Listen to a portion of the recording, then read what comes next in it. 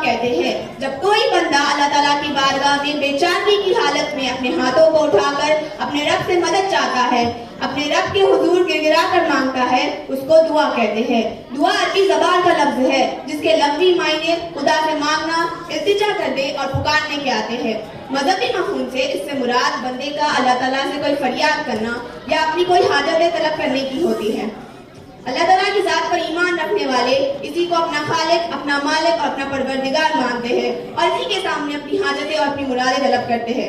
اللہ تعالیٰ نے اپنے بندوں سے خود کہا ہے کہ تم مجھے پکارو میں تمہاری پکار کو سنتا ہوں، تم مجھے یاد کرو میں تمہیں یاد کرتا ہوں، تم میرا ذکر فرش پر کرو میں تمہارا ذکر عرش پر کرتا ہوں، تم میری طرف ایک قدم بڑھاؤ میں تمہاری طرف 10 قدم بڑھاتا ہوں۔ اللہ تعالیٰ نے خود قرآن مجید میں دعا مانگنے کی تاکید کی ہے۔ اللہ تعالیٰ نے سورہ الاعراف میں فرمایا کہ اے لوگوں تم اپنے خدا سے مانگو گڑ گڑاتے ہوئے۔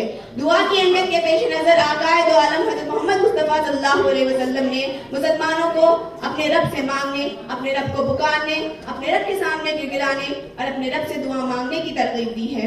اس لیے ہم سب کو چاہیے کہ ہر لمحہ کوئی مصیبت پیش آ جائے یا کوئی حاجت پیش آ جائے، ہر لمحہ اللہ تعالیٰ سے ہی دعا مانگنا چاہیے۔ اردو کے ہر شاعر نے دعائیا کلام لکھا ہے، کوئی شاعر ایسا نہیں جس نے اپنے کلام کے ذریعے اللہ تعالیٰ کو نہ پکارا ہو۔